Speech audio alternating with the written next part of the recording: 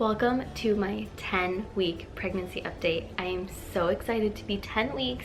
That seems like so long. It's like almost to the end of the first trimester. Oh my gosh, what a blessing. I am so excited to be 10 weeks. It has seriously flown by. Like, I could not believe it when I'm like, wait a second, 10 weeks? Like, that's insane. I am so excited to share with you some really crazy, shocking things that we have decided this time around for this pregnancy and kind of what's been going on. So if you watched my previous update, my 6 to 8 week pregnancy update, then you know where I'm at with my 24/7 nausea. That has not gone away. It has just only gotten worse as the weeks have gone on. So it's been about 4 weeks now where I've had consistent 24/7 nausea, and oh my gosh, that's a doozy. It's a doozy on my family because I haven't been able to cook. I think it's been like 3 weeks since I've been able to actually cook a meal because it makes me so nauseous. Like, I try and then I just get so sick, and I for sure can't eat anything. So that's been really challenging, and I feel so guilty and bad because I haven't been able to like give my family any good meals, and my husband's been really in charge of a lot of the cooking lately, actually all of the cooking lately. And I have just hardly been able to eat anything. There are days where I would barely eat, like substance-wise, barely anything. The only thing that I've been able to stomach lately is like cup of noodles or top ramen, which is like awful because it's like no nutrition in that. It's like so bad for you.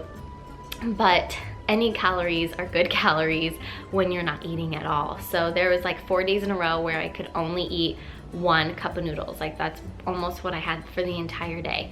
So like a couple bites here and there, but that's all I could muster. So the nausea is real, my friends. It is so real, but still I'm so thankful that that's like the only symptom I have. Nothing else is really bothering me. The only thing that has been new since my last update is that my belly is definitely growing, and I have diastasis recti from my first pregnancy, and I knew that that was gonna play a role in my future pregnancies. I just didn't know what role it's gonna play, and already I can tell it's gonna be an issue. So the sides of my belly and my lower back are starting to ache, like at the end of the day, if I have a really active day. Like, it's just super achy and definitely feels like I overdid it. So a couple things I've been like researching and asking for advice on are belly bands for support to kind of help, especially as I grow and like actually have a belly and like weight to support of a baby. I'm gonna need some support from my core because it just isn't there. If you don't know what diastasis is, it's basically where your ab muscles are like this, and then they like tear during pregnancy and they don't go back together like without surgery. You can help it, but you can't repair it. So it's really hard because it weakens the strength of your core, which is hard on your lower back, and your abs can't support your spine and all that extra weight you're carrying. So I knew that it was just gonna be an issue for my pregnancies, but that's one thing I'm doing. And then I also have found a local certified prenatal and postpartum fitness instructor. So I'm gonna take some private lessons with her, and she's gonna teach me really some modifications that I can do to like normal working out to really help this issue and strengthen other areas of my body and strengthen the parts of my core that I can strengthen. And I'm super excited about that. I think it's gonna be really helpful. It's definitely not something that I can continue long term.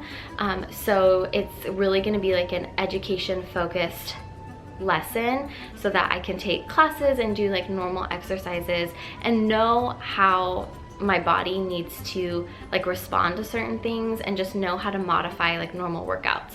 So I think that's gonna be really, really great this time around. So those are my 2 biggest things for 10 weeks. As far as like cravings and fun stuff like that goes, I haven't necessarily had cravings. I have had things that like sound good, and so I'll just like hurry up and shove my mouth because that feeling doesn't last for very long. So like the top ramen, cup of noodles is a big one, and I've also had like pasta has been things like something that I've been able to stomach, and also like a couple sweet things like Oreos and ice cream. It's like so bad.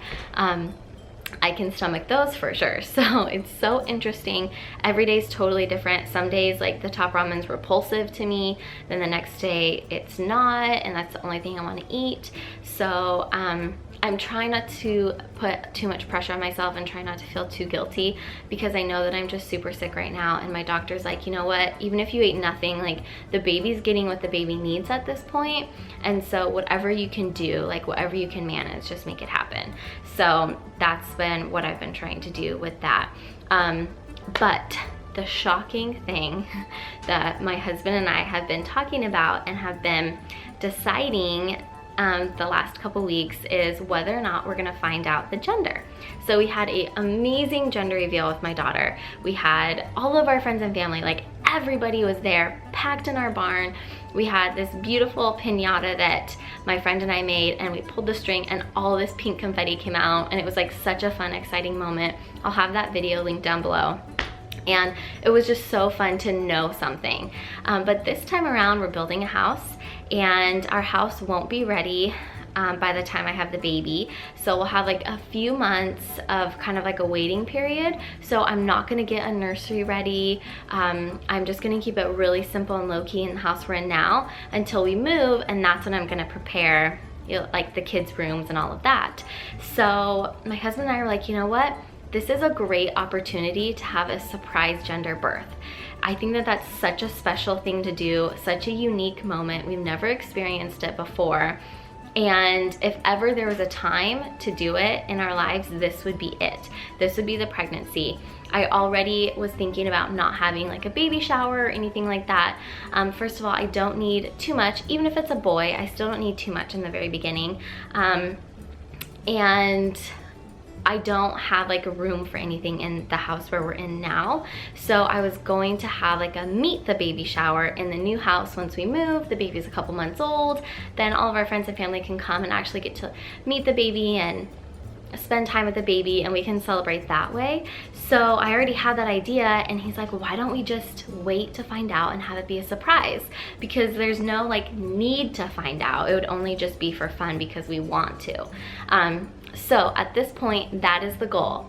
It's crazy because I never in a million years thought that I would ever do that, but I think it's gonna be really cool and really exciting and a really, really special moment. And I think it's gonna be a special moment for my husband to be able to see like first what the baby is, and then to be able to like run out of the hospital room and be like, it's whatever. I think that's gonna be a special moment for him. And when you're pregnant, a lot of the special moments like are all on you, and you have all of the focus, and the husband is just kind of there as support, and I want him to feel like super involved. And with my miscarriage, like he didn't really have an opportunity to connect to that baby at all. Like he didn't feel any pregnancy symptoms. He didn't, you know, he wasn't really a part of any of that. And so I think it's gonna be really special and unique for him to have a big part in this way. I think it'll be super fun. So I'm a little bummed out that we won't be able to do like a fun gender reveal and like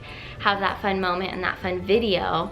And I hope this baby won't be too bummed that they don't have that. But after the baby's born, we can still do like a gender reveal video like for all of our extended family and friends and things like that. So that's probably gonna be the goal. I think what we're gonna do is pick two names, a girl name and a boy name, and then kind of have those two names waiting and ready to go. Hopefully we can find two that we love, and then we'll just kind of know. So I don't know, I'm super excited. I think that I don't know how it's gonna be like really connecting to this baby and picking a name. It was really hard for me to pick a name for my daughter without knowing it was a girl. I just kind of said I'm not going to, because I really just wanted to feel like I could get to know her more. But I feel like I'm still gonna be able to learn about this baby's personality while I'm pregnant and kind of be able to pick two name options. So if any of you guys have done surprise gender births, please tell me your stories in the comments down below. I have not met one person that has regretted it. So I'm really excited about it. I think it's gonna be such a unique experience, and I would just love to hear if anyone has done the same. So that is all I have to share with you for my 10-week update.